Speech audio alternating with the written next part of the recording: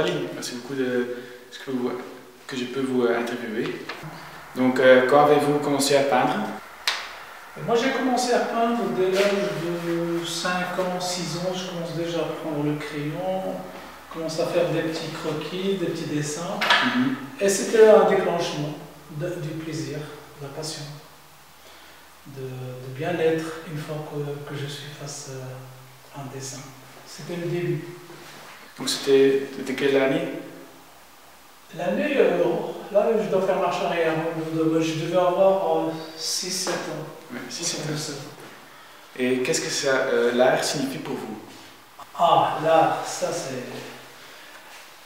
l'art pour moi c'est vraiment le bien-être total, la passion. Ça c'est quelque chose de tellement important dans mon être, dans mon bien-être. Sans ça, je ne sais pas ce que j'aurais fait. Ouais, c'est vraiment quelque chose de spécial. C'est un bien-être, c'est ma passion. Il y en a qui trouvent un plaisir de courir, de faire du sport. Moi, mon plaisir, c'est de peindre. Ça, pour moi, ça n'a pas de prix, ça n'a pas de valeur, tellement que c'est un bien-être total. Donc, parfois, on ne sait pas décrire ça. Ouais. On ne sait pas décrire le bien que ça peut faire. C'est pas tout le monde qui le comprend, hein? Chacun peut l'interpréter à sa manière, chacun peut vivre à sa manière. Comme apparemment un chanteur, il chante, il a un bien-être. Ouais. Il chante, c'est pas pour gagner de l'argent, mais c'est plutôt pour décharger sa passion, pour décharger son plaisir, décharger une émotion. Ouais. Donc ça n'a pas de prix. Donc moi, je décharge une émotion. Donc alors vous avez moins de stress? Évidemment. Ouais. Évidemment. Alors là, on peut dire que je suis dans mon élément. Ouais. Là, j'adore.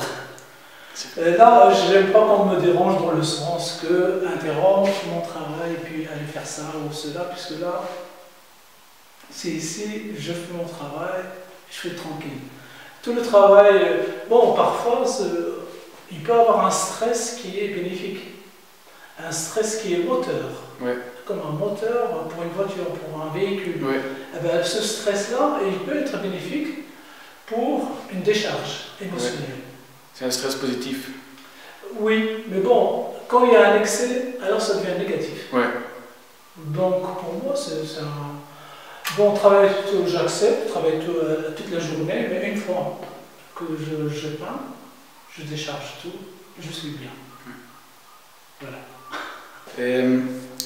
Quand vous peignez, ça évoque quoi comme émotion? Oh.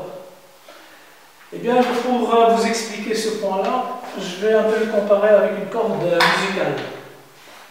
Une corde musicale, c'est une corde où on tend les deux extrémités, c'est-à-dire là où la corde est fixée, et puis là on tend. Alors là, qu'est-ce qu'il y a au milieu? Quand on fait comme ça, il y a une vibration. Ouais. Eh bien, pour ma peinture, c'est la même chose.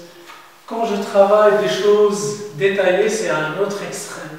Et ici, bon, la peinture n'est pas terminée, mais sur d'autres peintures, j'ai des parties qui sont inachevées. Oui. Eh bien, le contraste des deux, ça donne de l'émotion. Alors, pour un peu te donner une idée, si par exemple, je ne fais pas ça, je fais tout terminé, bien fait, comme une photo, hein, même les derniers détails bien travaillés, pour moi, ça ne va pas évoquer de l'émotion. Ouais. Parce qu'il va manquer cette espèce d'énergie, d'émotion. Donc au fond, c'est une lecture qu'il faut faire. Ouais. Une lecture d'émotion une fois que le tableau vibre. Et pour le faire vibrer, il faut travailler sur les deux extrémités. Du truc fin au truc brut. Parfois on voit comme ça des grands pinceaux. Hop. Et alors on dit, tiens, il y a quand même un contraste du fin vers le brut. Ouais. Et alors là, il y a une lecture. Eh bien, dans mon travail, je joue sur ces deux extrémités. Ouais. Et c'est ça que peut pour évoquer une émotion, c'est par le biais de cette énergie, de cette extrémité. Un peu comme ce que je viens d'expliquer, comme une corde musicale. Où trouvez-vous votre inspiration? Mon inspiration, c'est à mon intérieur. Ce que je vis tous les jours, j'observe. Ce que j'entends. Là, il suffit que je vois quelqu'un de triste, et alors là, du coup, je prends un portrait et je cherche une expression avec des ombres, quelque chose qui peut accentuer cette tristesse par des traits. C'est vraiment dans le quotidien. Ou bien quelque chose qui m'a marqué quand j'étais enfant, ou bien ce que j'ai vécu dans mon pays. Et les gens que vous dessinez, c'est souvent des gens que vous avez vus au Maroc ou qui... Non, pas spécialement. Pas spécialement. Ce sont des gens qui m'interpellent. Ouais. Ça peut être n'importe qui. Ça peut être un asiatique ou quelque chose qui m'interpelle, où il y a sur son visage un historique. Un historique de sagesse, un historique d'émotion, un historique de tristesse ou de joie, de vivre, mais pas un masque. Parce qu'un masque, ça ne vit pas. Est-ce qu'il y a parfois des messages dans le travail? Au fond, le message que je donne à travers mes travaux, c'est qu'il faut lâcher le rationnel et aller vers l'émotionnel, vers l'instinct. Donc, c'est pour ça que moi, je suis plus intérieur que l'extérieur. Et ça, c'est très important. J'essaie de le faire sentir, l'interpréter dans mes travaux. Et est-ce que la peinture est un loisir coûteux? Non. Parce qu'à partir du moment où on veut faire même un petit croquis, il ne faut pas acheter du matériel coûteux pour dire c'est cher donc je ne touche pas. Non, on peut faire vraiment avec un minimum, on peut travailler, on peut appliquer sa passion.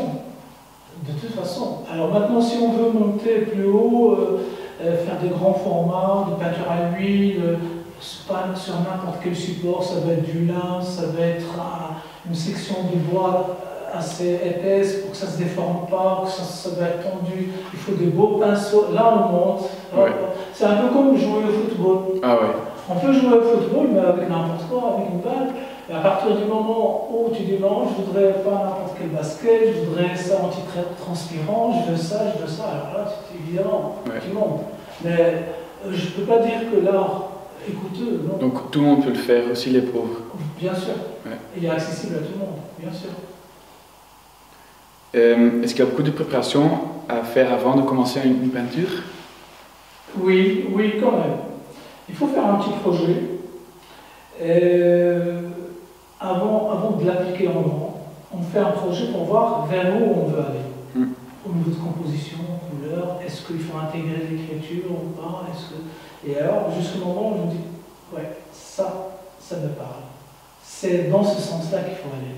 À ce moment-là, j'applique en grand et parfois, quand je fais le grand, ça peut changer. Je peux ajouter ou enlever, je me dis, bon, au fond, les grands formats, le projet en grand format, il y a trop d'informations.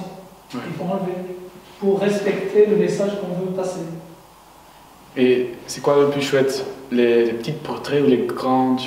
Moi j'adore les grands. Les grands, Au fond, j'adore les grands formats puisque je trouve quand la peinture est grande, elle me domine. Et quand est-ce que vous décidez d'aller à votre studio et dire maintenant je vais peindre? Oui, ça c'est comme un instinct.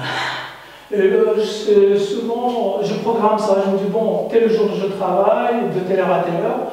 Eh bien, c'est un peu comme si tu fais du jogging. Tu dis bon voilà, ça va me faire du bien. Après le travail, je vais faire ça pour moi. Alors là, tu te permets d'aller courir ou aller peindre. C'est un peu la même chose. Donc, quand le temps le permet, ça va me faire du bien.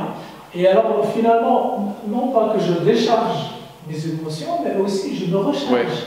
Le fait de me faire plaisir, c'est une ressource, je me recharge pour attaquer le lendemain. Combien de temps ça dure pour finir un travail? Moi, je crois que je travaille souvent des grands formats. Et ce sont des formats qui demandent quand même un mois. Un mois de travail, parce que parfois je travaille des choses très fines et ça prend du temps, et parfois des petits formats où je travaille avec des grands pinceaux. Mais en moyenne, un mois. Un mois, oui. Oui, un mois. Est-ce que vos peintures sont influencées par votre religion? Par la religion? Oui, religion, oui. Non, non. Non. Par contre, par le quotidien, ce que j'ai vécu, oui. Ouais. C'est donc, c'est un univers oriental, c'est le vécu de tous les jours, mais pas spécialement la religion. Donc mes travaux ne sont pas religieux. Par contre, il y a un conditionnement, il y a une influence du quotidien marocain. Au niveau d'expression, au niveau d'écriture, au niveau de composition, au niveau de contraste, de lumière. Il y a beaucoup de choses qui font que ce n'est pas occidental. Donc, mais je ne dirais pas qu'il y a une influence de religion. Non. Un artiste est un égoïste car il ne fonctionne que pour lui-même. Qu'est-ce que vous trouvez de ça? Pensez. C'est un bon égoïste. Un bon égoïste? C'est un bon égoïste. Parce qu'à un certain moment, un égoïste, c'est dans le sens qu'il s'occupe que de lui-même.